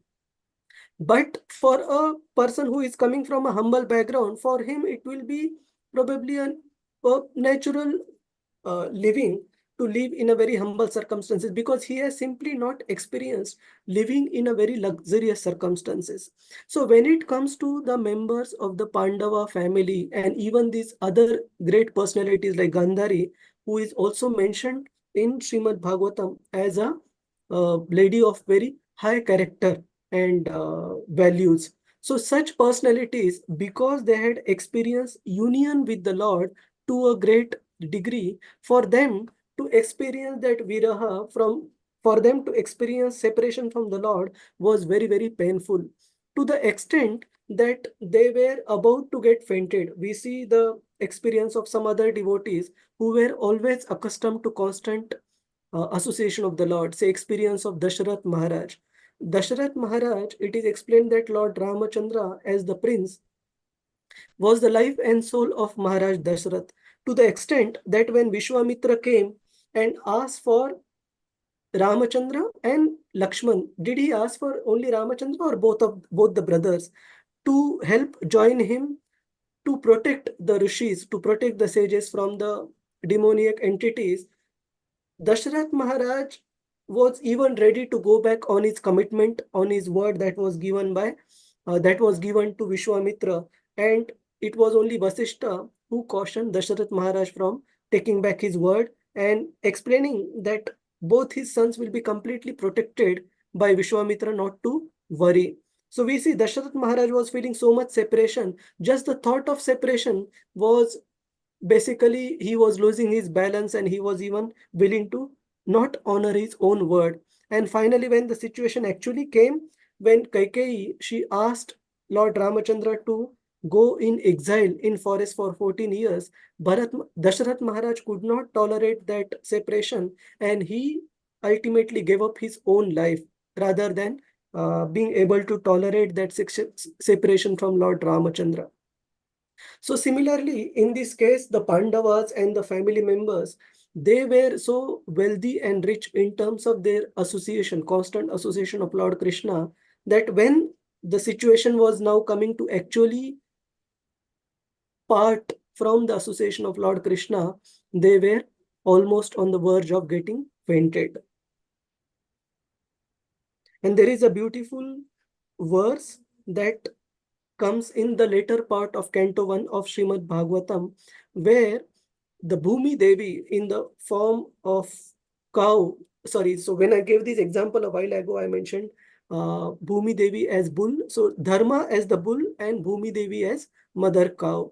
So mother cow's response to Maharaj Parikshit when he was chastising Kali Purusha because of Kali Purusha hurting the bull is mentioned in the form of a beautiful verse.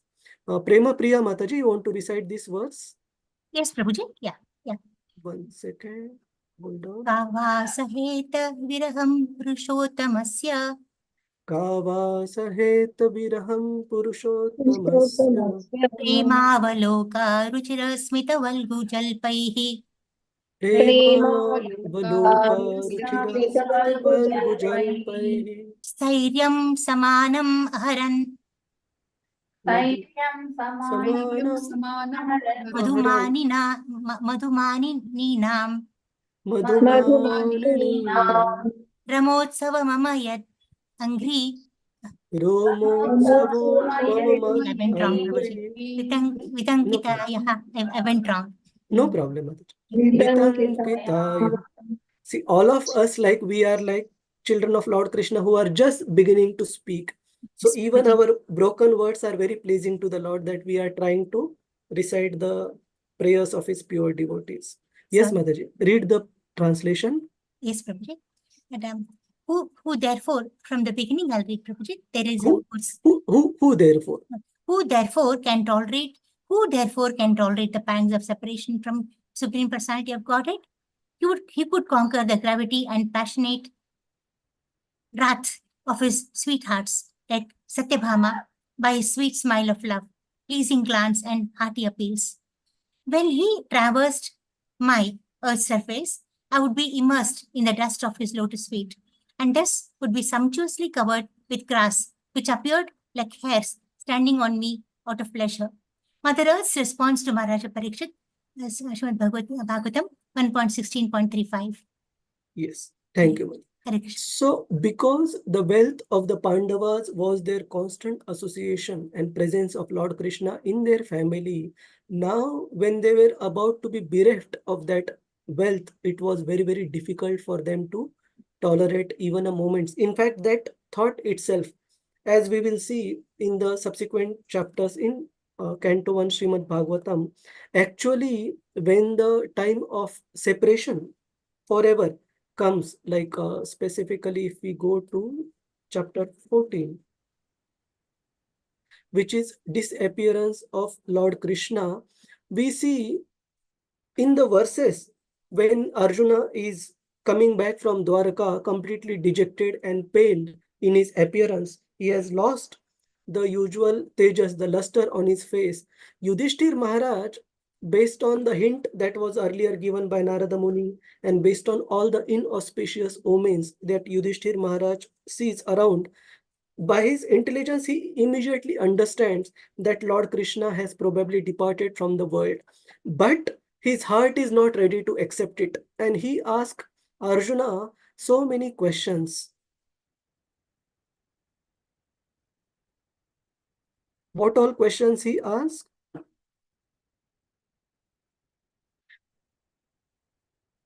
First, he asks about the well-being of the Yadu family. And then when he does not get an answer from Arjuna and when he sees his face as all pale and without luster, then he starts asking many of his questions as a doubts that, my dear Arjuna, is it that you were not able to protect some weak entities, or is it that you could not fulfill your duties of giving charity as a Kshatriya? Did you fail in this particular aspect of your duty? And then finally, he says, or is it that the life of all of us, the Supreme Lord Krishna, has concluded his pastimes and has departed for the spiritual world? And there is not a single word that is answered from Arjuna's side, but simply the tears flow from Arjuna, Yudhishthira, and all the Pandavas' eyes. And they immediately detach themselves immediately from the ruling of the kingdom and start walking towards north by handing over the kingdom to Parikshit Maharaj.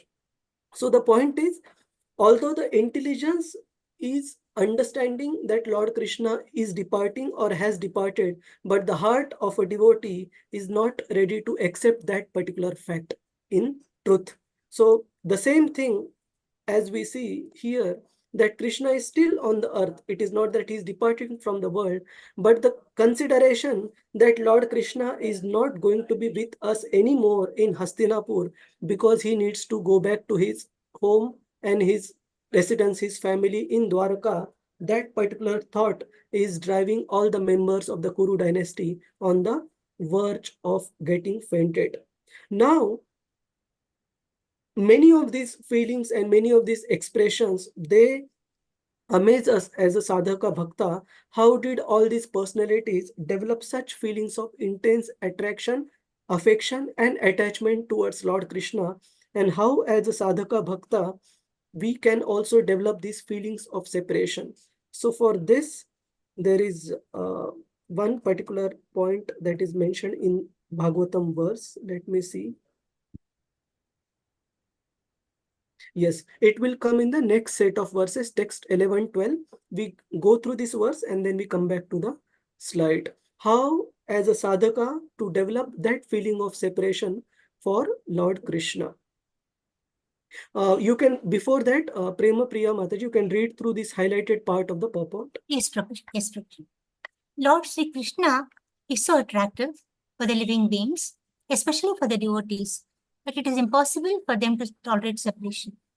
The conditioned soul under the spell of illusory energy forgets the Lord, otherwise he cannot. The feeling of such separation cannot be described, but it can simply be imagined by devotees only. After his separation from Vrindavana and the innocent rural covered boys, girls, ladies, and others, they all felt shocked throughout their lives. And the separation of Radharani, the most beloved covered girl, is beyond expression. There is, of course, a difference in the qualities of the transcendental devotees of the Lord, but none of them who have ever contacted the Lord by direct communion or otherwise can leave him for a moment. That is the attitude of the pure devotee. Hare Krishna. Prabhuji. Thank you much. So this statement is again very striking, that no one who has ever contacted the Lord by direct communion or otherwise can leave him for a moment. That means for a pure devotee who has experienced Krishna, even for a moment, for him basically to tolerate separation from Lord Krishna is even difficult than giving up his own life, as we saw in the case of Maharaj Dashrath. So how about us? Because at one point or other, when all of us were staying in the spiritual world, we had the direct association with Lord Krishna. But because of us being in touch with Maya for so long, we have forgotten Krishna to an extent where our separation from Lord Krishna in our ignorance is displayed in terms of our restlessness to try so many things in the material world, to try to be happy, to try to engage in sense gratification. There is a nice foreword to Krishna book written by George Harrison. All of you can refer to after the session at your leisure, where George Harrison mentions in the foreword that actually each and every one of us, whether we know or we don't know, even in our materialistic life, we are looking for Krishna itself. So even in our pursuit of sense gratification, we are also pursuing Krishna. It is just that we don't know what we want. So each and every person, even the ignorant one, is ultimately looking for Krishna, and all one is looking for is Krishna. That's what George Harrison writes in the foreword. So the separation for a conditioned living being from Lord Krishna is manifested in terms of one's tendency to engage in sense gratification. So that separation is from Lord is in terms of ignorance, whereas a pure devotee separation from the Lord is in complete knowledge of the Lord, like we are seeing in the case of Pandavas and the members of the Pandava family. So both ignorant person is in separation, a pure devotee is also in separation, just that separation gets manifested in different ways for a pure devotee versus a ignorant fool. So how to cultivate this feeling of separation? We will recite text 11-12, then we proceed. Hare Krishna. Any devotee would like to, Mannat Mataji, Hare Krishna. Mannat, you want to ask something or recite the verse? Reciting the verse. Okay. Hare Krishna. One second. Hold on, 1 second. Let me show the Devanagari part. 11-12.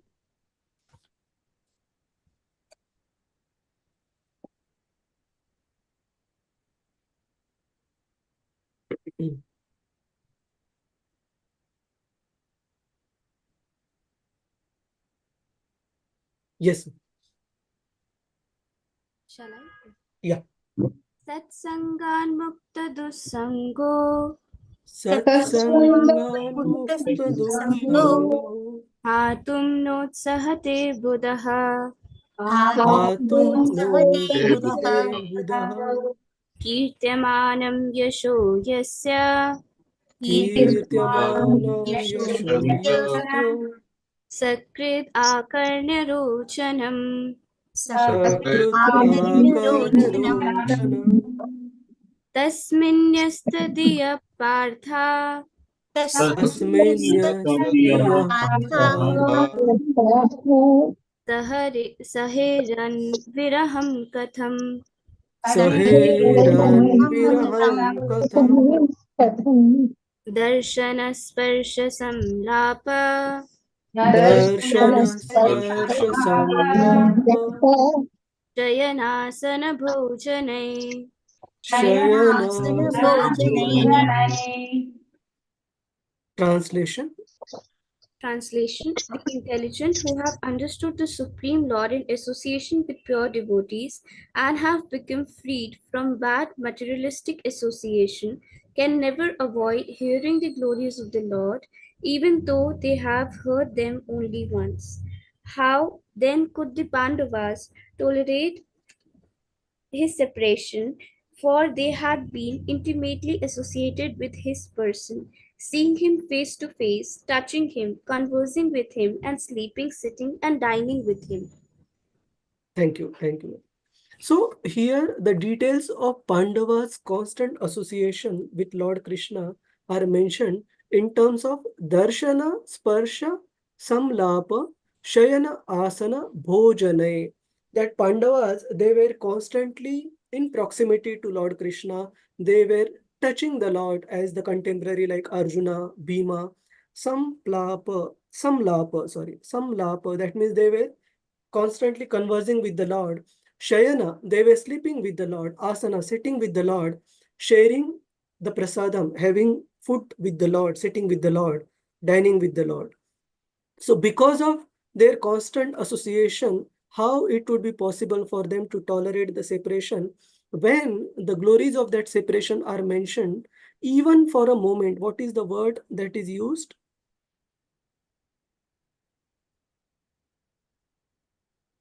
Satsangan mukta dussango, that those ignorant person who get in touch with the satsanga, with the devotees association, mukta dussango, giving up the bad association. And what do they do in the satsanga, in the association with devotees? Hatum notsahate buddha kirtamanam, kirtyamanam yasho yasya. In the association of devotees, they hear about the name, form, qualities, pastime, the glories of the Lord, the kirtis of the Lord. Such persons who in association with devotees get to hear about the Lord, even for a moment, even though, excuse me, even though they get to hear about the Lord only once, even for such persons, it is very difficult to tolerate separation from the Lord. The intelligent who have understood the Supreme Lord in the association with pure devotees and have become freed from bad materialistic association can never avoid hearing the glories of the Lord, even though they have heard them only once. So the importance of hearing is mentioned. If we hear in the association of devotees even once, it will be very difficult for such a devotee to resist the inclination and the attraction up for hearing about Lord Krishna in the association of devotees. Then what to speak of those personalities like the Pandavas who were constantly experiencing the intimate association of the Lord. So how do we develop, how do we cultivate the feelings of separation from the Lord? First is by giving the Dut Sangha and accepting the Sat Sangha. That is the first point that is mentioned in Bhagavatam. If we are able to give the bad association by taking up the association of devotees, that is the first step. And second step is in the association of devotees, Kirtyamanam Yasho Yasya, hearing about the Lord in the association of devotees. If we do these two things sincerely, then naturally our mind will invariably get attracted to hearing about the Lord more and more. And in that hearing, then our attraction for the Lord, even our separation from the Lord will increase to an extent where Srila Prabhupada's spiritual master, Srila Bhakti Siddhanta Saraswati Thakur, used to say that what is really lacking in this world, of course, there is a famous statement that there is nothing lacking in this world apart from people not being Krishna conscious or apart from Krishna consciousness. But there is also another statement where he mentions that people are not feeling the separation from the Lord, from the spiritual world. Once we start feeling that separation, then our attraction or whatever our small problems that we have in this world, they will seem very insignificant beyond from that, in front of that separation from the Lord. Like I often give the example, just like a boy who is staying first time away from his parents doing graduation, etc. Say after 6 months of staying in hostel, when the boy or the girl is able to return to the parents to celebrate, for example, Diwali, etc. Even if the buses are completely full and there is no place to sit, the boy won't mind even standing. Why? Because the intensity of union, of meeting the parents again, spending time with them, is so much that one will not feel the inconvenience of not getting a comfortable seat. or having to stand for hours together in the bus in a very, very uncomfortable situation. Similarly, a pure devotee of the Lord, because of his feeling of separation from the Lord, whatever so-called inconveniences are faced in this world, the devotee is always focused on his constant, separation from the Lord. And because of that feeling of getting to meet the Lord after completing this particular lifespan, the devotee does not feel any inconvenience, whatever may come in this particular life, because that anticipation of meeting with the Lord is there. So similarly, if we want to cultivate that feeling of separation from the Lord, then first thing is we have to leave aside the dussanga and we have to take up the association of devotee satsanga and hear about the Lord in that association. And then we would also start feeling the problems in our life as insignificant. Say, for example, problems that are given by the body in terms of body not cooperating, or the problems that exist because of other outside living entities, we would start feeling them as just a short span of time before we are with Krishna again. Hare Krishna. Any devotees want to add anything, Prabhuji's, Mataji's, on this particular point of cultivating separation by learning to associate with devotees, giving a bad association by taking association of devotees, and in that association, developing attraction about the Lord by the process of hearing. Hare Krishna. And there are so many such verses, like the verse by Bhumi Devi that I've quoted here. She mentions that who therefore can tolerate the pangs of separation from such a person? Basically, nobody can tolerate. And even there is a similar verse in separation from Lord Krishna by Uddhava, who says that such merciful personality who granted the eternal position of being a nurse in the spiritual world, even to a she-demon who came to kill him by smearing the deadly poison on her breast. Who can be more merciful than such a personality, and who other can we take shelter of than such a merciful personality? So this is how a devotee develops his or her appreciation for the Lord and feelings of separation from the Lord. Any devotee would like to add anything on this? Prabhuji's, Mataji's? Aishwarya, Subhadra, Mataji, Ananda Vilas, Prabhu, you want to add anything on this? Or other devotees? Hare Krishna. Prabhu, just a afterthought. Yes, Isn't it very similar to what the Brajvasis were feeling when Krishna was leaving? Yes. So Brajavasis, they were even feeling a very, very Maybe higher level of separation. Yes, Prabhuji, very intense.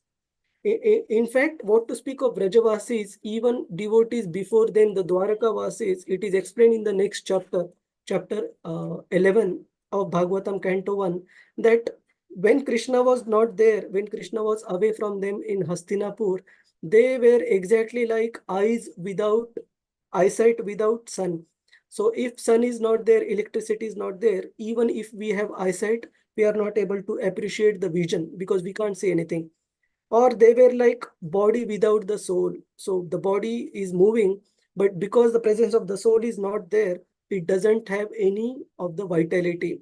Similarly, all these great devotees, they were completely lost in their life due to impending separation from the Lord. Thank you, Murli Prabhu. Any other points, any other devotees want to share on this particular aspect of developing separation from the Lord?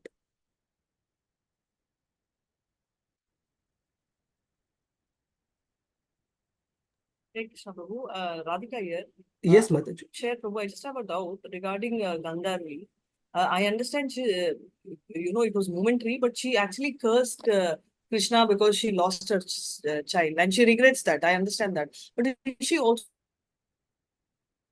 your devotee, and so is Durga as well, Prabhu? Because so I knew she's chaste, but I do. We can probably understand that they had reformed, their heart had got purified to an extent after all that happened. Basically, after they lost their children, even after that, Dhritarashtra did commit some mistake like trying to kill Bhima and all. But Probably by the association of pure devotees like Pandavas, their hearts softened. And finally, we see that they did commit themselves fully through the instructions of Vidura. But that change did not happen exactly at the time when Vidura instructed, but probably it's a gradual purification, Mataji. But yes, Gandhari's name is also mentioned and Dhritarashtra's as well. Prabhuji, one question. Can I ask one Yes, question from? yes, Prabhuji. It's from the sloka 9 and verse slokas 9 and 10. It's mentioned here. It says Jujutsu Gautamau. Now, how did it come from Gautama to Kripacharya? Because is he his disciple or is he his son, Prabhuji? 1 second, let me see. Okay, why Gautama, Gautamaha. why Kripacharya is referred to as Gautama? I have to check. I didn't have to. Is it his son or is it student? That's the. I have to check, Prabhuji. I'm not sure. I need to check and come back. Hare Krishna. Hare Krishna. So we come back to the slides. We have some more part I had planned for today. Let's see.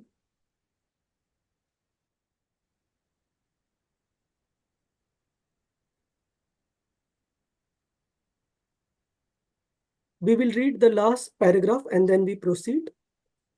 Who was that? Mannat, Mataji, you want to read through this? Under the circumstances. Yes, Prabhuji. Okay. Under the circumstances, it is easily understood what must have been the position of the Pandavas, who were constant companions of the Lord.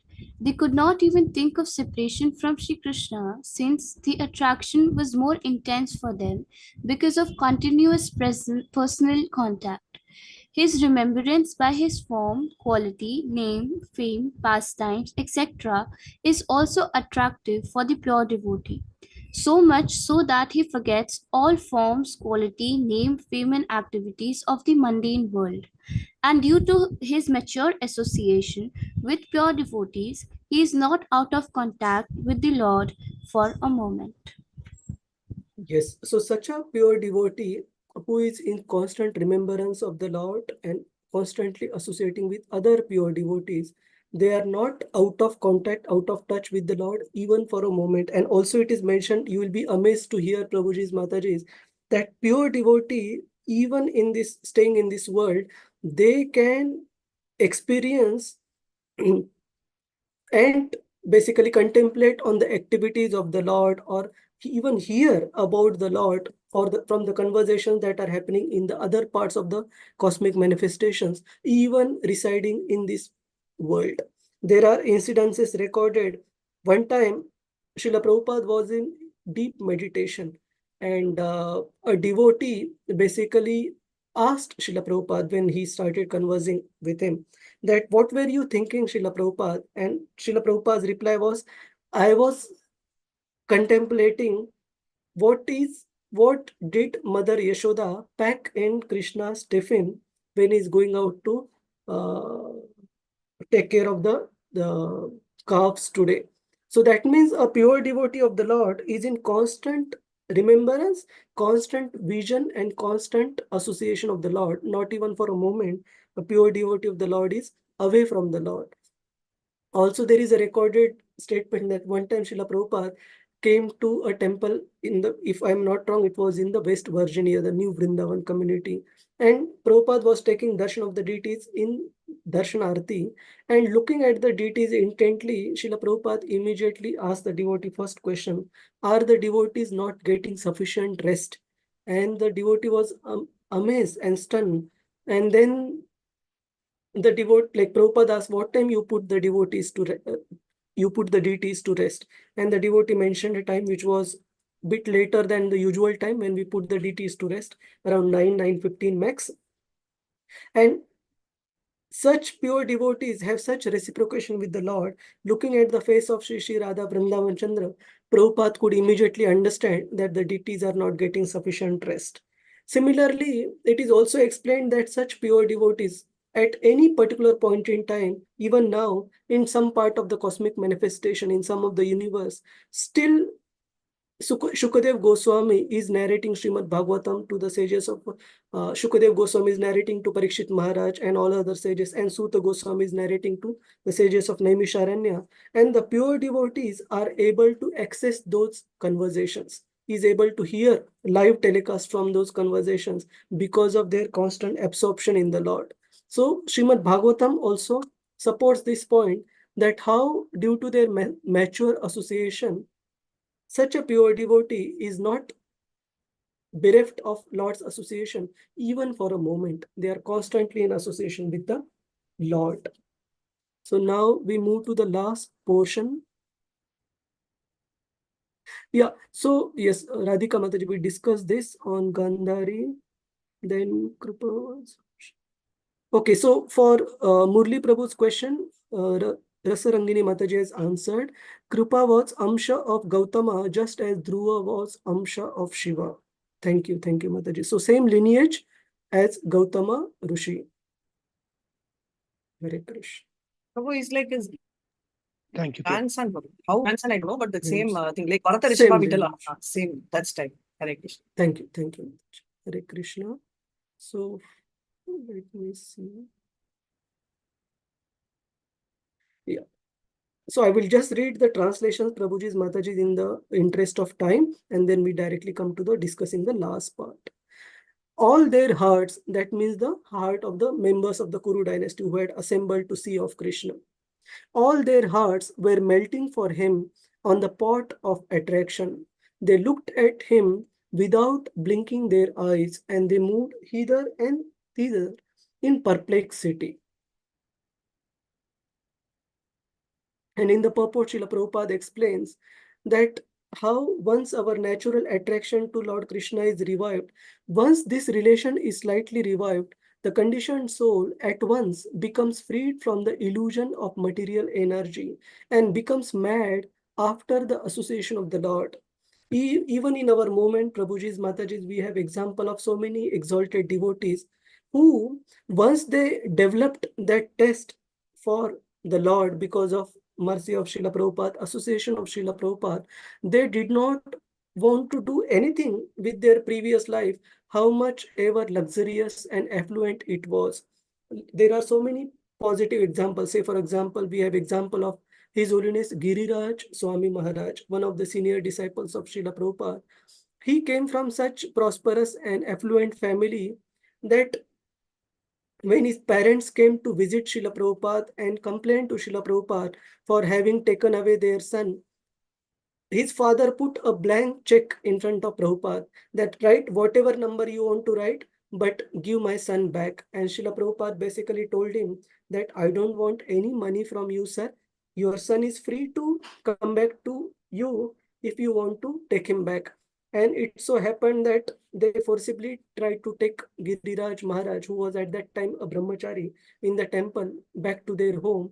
And they tried to basically treat Giriraj Maharaj through a psychiatrist by through the brainwashing, or I don't know what is it called, but by changing the one's impressions basically completely.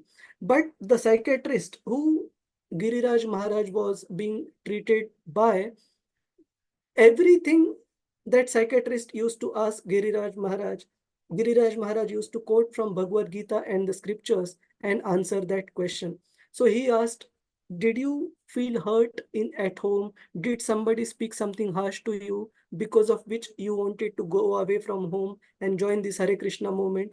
And Giriraj Maharaj used to answer from the scriptures how our eternal home is the spiritual world and how we have lost that relationship and consider the temporary relationships in this world as the permanent one.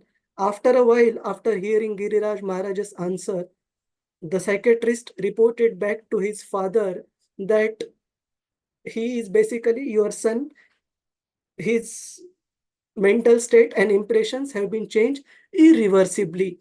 And when Srila Prabhupada heard this from Giriraj Maharaj, the assessment given by the psychiatrist that your son is affected irreversibly, then Prabhupada laughed and he said, yes, the psychiatrist assessment of Giriraj is true, that Giriraj is affected irreversibly. So the point is, when the conditioned soul revives his lost consciousness, lost. Prabhu, sorry for interfering. Are you giving Henry Ford's grandson's example? No, Prabhu. The Henry Ford's great grandson is Ambarish Prabhu. So this example that I quoted is of Giriraj Swami Maharaj, who helped Srila Prabhupada with the ISKCON Juhus and so many other projects in India. Okay. Okay. Hare Krishna. So coming back to this particular point, that many such great souls, like we see the example of Srila Prabhupada's disciples, Jananivas Prabhu and Pankajangri Prabhu. So Pankajangri Prabhu recently left his body during the COVID. But these two twin brothers, when they came to Mayapur, they did not want to go back. They did not want to step out of Mayapur ever and go anywhere else from the association and service to Shri Radha Madhav, to the extent that decades together, Jananivas Prabhu had not put his foot outside Mayapur.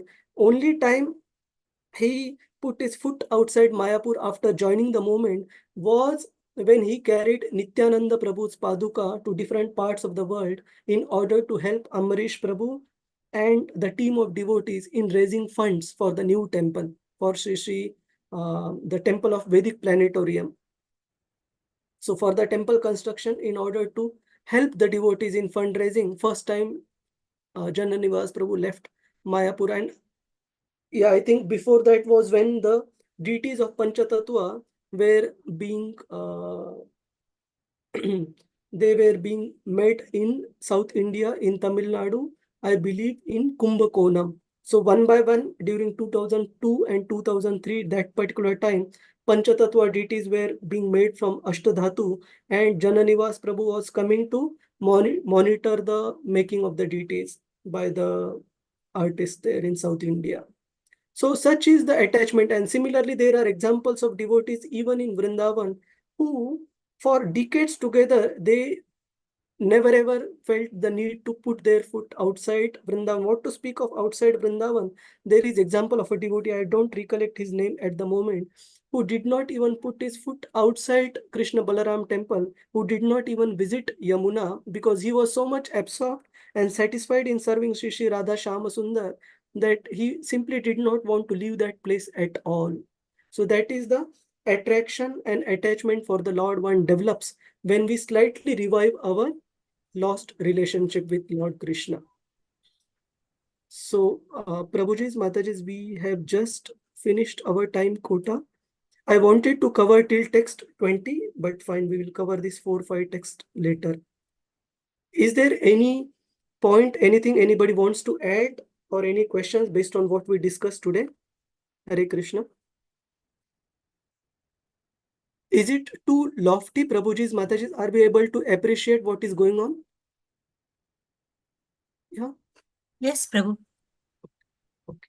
But it is really our good fortune that by Srila Prabhupada's mercy, we are getting entrance into this, learning these pastimes and learning the mood of these great devotees. Otherwise, we would not have gotten this opportunity. Hare Krishna. So thank you all very much, Prabhuji's, Mataji. Next time we will conclude this particular chapter, which is departure of Lord Krishna from Hastinapur for Dwaraka. And next chapter will be arrival of Lord Krishna in Dwaraka. Hare Krishna, Prabhu, just a reminder which you have told last week that that is the next Saturday will be our open book exam. So Mataji, let me, because it is pending right now on my side to give the example, let me share that and then we announce the date. Okay. Hare Krishna.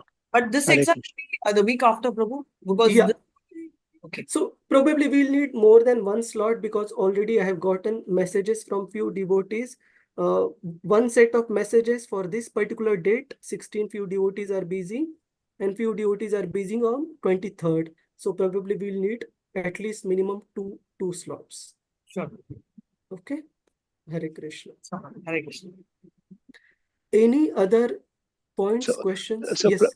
are we having Saturday 9th, Prabhuji, or no? See, my suggestion is all of you take at least 2 weeks, Prabhuji. I don't mind. I will be ready, but allow me to We share need the. time, Prabhuji. We Yeah, need so time. better we spend proper time and come ready. Yes, I do. Prabhuji. Thank you. Yes. Thank you. Hare Thank you. Krishna. Hare Krishna. Vamcha kalpatarubhyascha kripa sindhubhya eva cha patitanam pavanebhyo vaishnavebhyo namo namah. Ananta Koti Vaishnav Vrinda ki Jai, Vaishnav Thakur ki Jai, Srila Prabhupada ki Jai. Hare Krishna. Hare Krishna. Hare Krishna, Thank you so Prabhu. much. Hare Thank you so much, Krishna, Prabhuji. Krishna. Krishna. Dandavat. Thank you.